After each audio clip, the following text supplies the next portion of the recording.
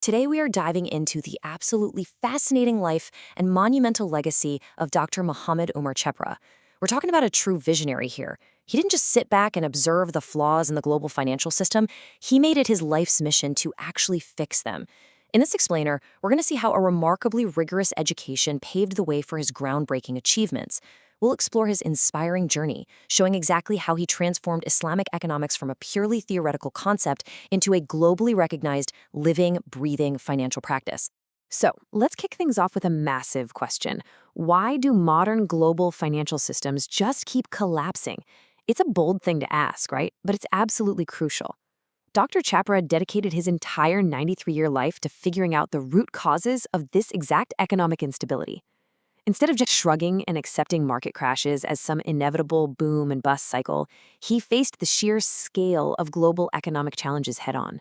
He wanted to know exactly why the floor keeps falling out from under us. And that brings us directly to his core thesis. He argued quite powerfully that the capitalist system, specifically because it's based on riba, which means interest, and speculation, is the actual core of economic instability. By directly linking the mechanics of interest and unchecked speculation to global volatility, he challenged the very foundation of modern finance. He firmly believed these elements create a fragile house of cards that's completely detached from real, tangible economic growth. To really wrap our heads around his impact, we're going to follow a roadmap through 5 key areas. 1. A journey of thought covering his upbringing and education. 2. His critique of the global financial system. 3. His practical application at the monetary authority. 4. The books that shaped modern economics. And finally, his immortal legacy blending ethics and economics. Section 1. A journey of thought, upbringing, and education. To effectively critique a massive, entrenched system like global finance, you really can't just be an outsider taking shots in the dark. You have to understand it from the inside out. Born in Mumbai in 1933, Dr. Chapra grew up in a highly intellectual environment that set the stage for everything that followed. His educational journey was incredibly rigorous. He went from earning his bachelor's at Sindh University in 1950 to a master's at Karachi University in 1956, but he didn't stop there. His drive pushed him all the way to the United States, where he earned a PhD in economics with honors from the University of Minnesota in 1961. This deep educational foundation was the absolute bedrock of his later towering achievements in Islamic economics. Before he revolutionized Islamic finance, he was actually an academic insider in the West. He taught at highly prestigious universities like Kentucky, Wisconsin, and Minnesota. He completely mastered modern Western economic theories. And honestly, this is the crucial part of his story. It was precisely this deep, expert-level understanding of Western models that armed him with the analytical tools to later contrast those systems against his own developmental vision. Section 2. Critique of the global financial system. Identifying the flaws. Once he had that total mastery of traditional models, he started pointing out the massive, systemic cracks in the foundation of the world economy. He highlighted a really stark contrast between 2 very different models. On one side, you have traditional global finance, heavily reliant on interest and speculation. He argued this naturally breeds systemic instability. On the flip side is his developmental vision for Islamic economics, rooted in Sharia compliance, social justice, and a laser focus on ethics. He made the case that traditional, debt-driven theories needed to be fundamentally replaced by an ethical model where financial transactions are actually backed by real, tangible assets. And he wasn't just theorizing from some ivory tower. Because he understood how unchecked speculation separates wealth creation from actual human labor and physical assets, he was actually able to predict major market collapses before they even happened. He broke it down clearly. When a financial system prioritizes pure speculative profit over basic ethical constraints, a collapse isn't just a possibility. It's practically inevitable. Section 3. Practical application, monetary authority. Predicting crises is one thing, right? But actually fixing them is a whole different ballgame. This is where his abstract ethical concepts transformed into concrete reality.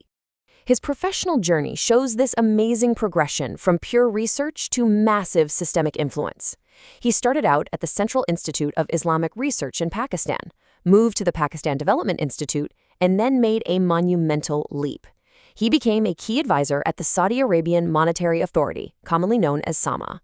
This role effectively became his real-world laboratory.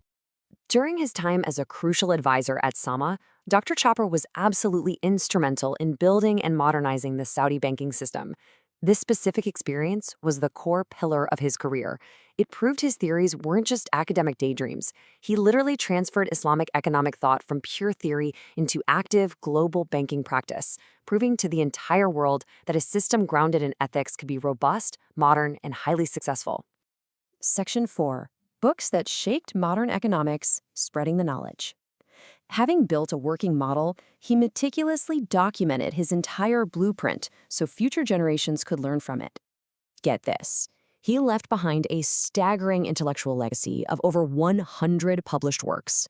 Over 100. And these weren't light reads. They were deeply researched, highly analytical texts that totally challenged the status quo and laid out comprehensive alternative frameworks for the global economy. Let's look at some practical examples of his impact. His most influential books include Towards a Just Monetary System, The Future of Economics from an Islamic Perspective, Islamic Civilization, Causes of Decline, Islam and the Economic Challenge, and of course a title that perfectly captures his core focus, Economics and Ethics. These texts beautifully integrate morality, historical context, and rigorous economic science. He was proving page by page that you simply cannot divorce ethics from economics if you want a healthy, thriving society. Because of their immense academic rigor, his writings didn't just stay on local library shelves. They were translated globally and adopted as absolute core references in major universities all over the world. His meticulous scientific methodology essentially forced the global academic community to pay attention, elevating Islamic economics from a niche area of study into a highly respected, viable global discipline. Section 5. Ethics and Economics. Immortal Legacy. For our final chapter, let's look at the global recognition he received and the enduring power of his ethical stance. His brilliant career was validated by some of the world's highest academic honors. He received the King Faisal International Prize in Islamic Studies in 1990 and the Islamic Development Bank Prize in Islamic Economics in 1991. But here's the thing, these weren't just personal victories for Dr. Chopra. These major awards formally validated his life's work on the world stage. They played a massive role in significantly enhancing the global standing, credibility, and academic weight of Islamic economics as a whole. Dr. Chopra passed away on June 13, 2026, in the holy city of Mecca at the age of 93.